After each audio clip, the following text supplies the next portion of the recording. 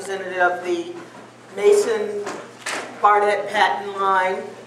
And I just want to start out with the first thing I have here is to show how the line went. We have Silas Patten and Kitty Horton's Youngblood Patten. Mason B. Patten, he was married to Pauline Garza. And then this is my personal line. Eliza Patten was my grandmother. Thelma Gibson, my mother. And then that's me over there on the end.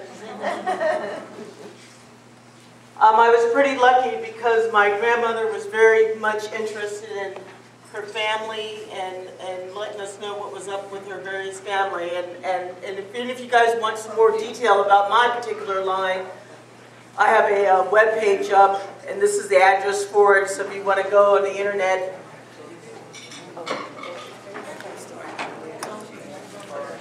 If you want to go on the internet and look at any of that, you can do that. Anyway, we're starting out with Mason Barnett Patten Sr. Mason was a quite interesting guy, actually. He worked for the railroad and was a porter and worked for the Postal Railroad and made journeys through the southern part of the United States. He was actually in a train wreck in Shreveport, Louisiana, and as a result of the injuries that he sustained during that train wreck, he passed away. His wife was Pauline Garza Patten.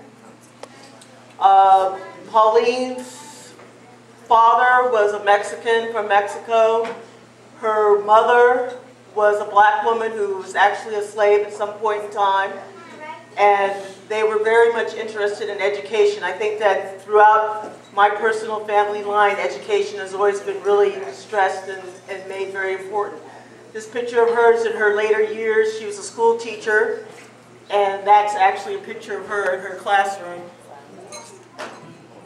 At some point in time, the family moved to Houston, and this basically was a house that no longer exists, but it was on Ruth Bend in Houston, Texas, and this is where they lived. And this is just a close-up of people on the step. The woman on the far side holding the baby. The baby is Donovan. I believe that that is Pauline Garza in the picture. The woman who's next to her on the porch, I don't know who that is. The young baby here that's on by the ball on the fence, that was Mason Jr. And then this young lady over here was my Aunt Thelma. And basically, these were the four children of Mason Patten. At the top, Thelma, she was the oldest. On the right-hand side was MB. He was the second in the line. On the other side of MB was Donovan. He was next in line, and the baby was my personal grandmother.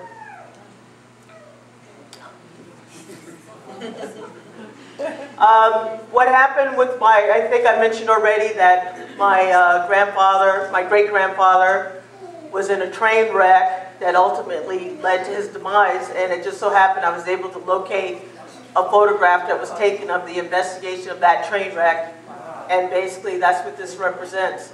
Right after the train wreck happened, the rail company had sent some insurance people around and basically had him sign up on insurance proceeds, and he signed the papers, and then like 3 or 4 days later after he signed those papers, he passed away from those injuries. And so at that point in time, there was an agreement made. They had the insurance money, and Thelma, who was the oldest one, she had basically indicated that she wanted to go to school, she wanted to go to medical school. So if the family would allow her to use that money to go to medical school, that she would in fact make sure that all the other kids got college educations. Wow. And so she went to Howard University. She graduated from Howard in 1927. And that's her and her daughter, Pauline. And these are pages from my website that I mentioned earlier if you want to go look at it and read some of this. And this was After the Civil War ended in Howard, they established a hospital for the freed slaves, and the name of the hospital was Freedmen Hospital. And that's the hospital where Doc, as we called her, Thelma, started her medical career. At some point in time, she married James Law, who is the gentleman on the top right there. You may have heard of him. There's a James Law Elementary School in Houston, and it's named after him, basically. And this is another earlier picture of Thelma and Pauline Anna, who was their daughter. And then Thelma passed away in the 60s, and this was the announcement that she had in the Houston paper at the time. This is a picture of my grandmother, and this next little segment I put together a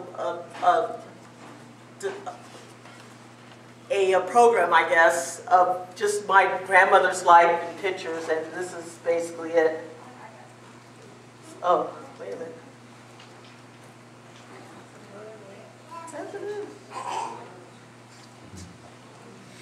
A little technical difficulty here. This is supposed to play. Oh. All right, well, I guess we're not going to see that history because I can't get it to play. Anyway, this is Mason Patten Jr. He was the second of the children. At some point, Mason had decided that he no longer liked Texas, thought it was a very racist place, and he left and went to California, actually. And he wound up passing, he had a heart attack on the streets in San Diego, and that's how he basically died. He never got married, and he never had any children.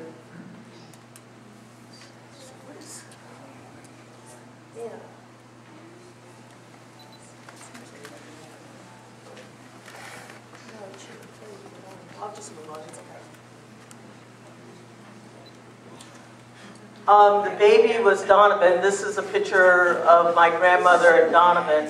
As it turned out, yesterday I was able to obtain a picture of Donovan by himself, but at the time that I was putting this together, this was the picture I had. And Donovan also didn't like Texas, and he left. He went up to Alaska, worked on the pipeline in Alaska, and while he was in Alaska, he wound up contracting tuberculosis. So then he came back to Texas, and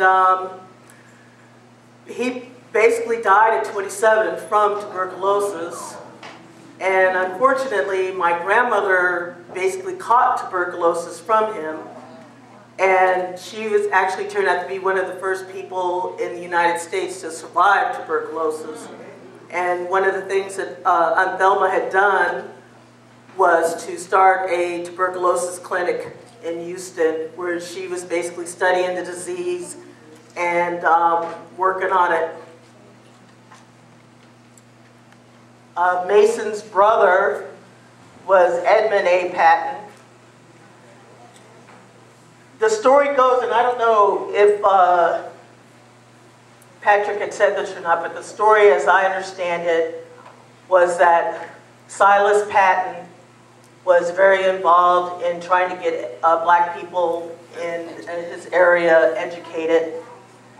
And the father of Kitty Patten was a white man who happened to be the sheriff in Coldstream County. And he was getting a lot of grief from the Ku Klux Klan because of his black offspring were basically uppity and causing problems. So Edmund was one of the first black legislators elected to the Texas Senate after Reconstruction.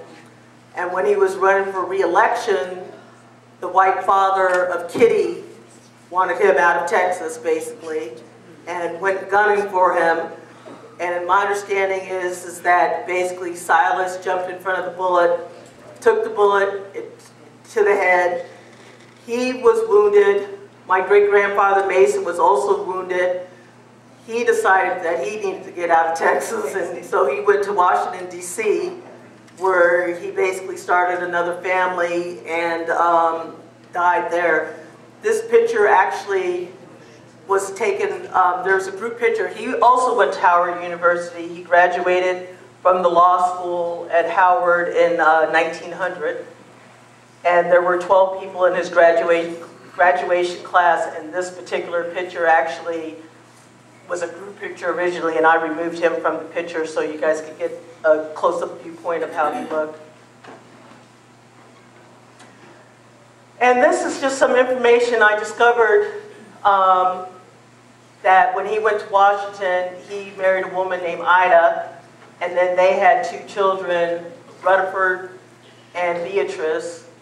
Beatrice wound up marrying a man named Jesse Mitchell, and Jesse Mitchell and his father his son Doyle Mitchell were the founders of Industrial Bank, and Industrial Bank is the largest African-American owned bank in the United States, and it in fact still continues to exist to this very day.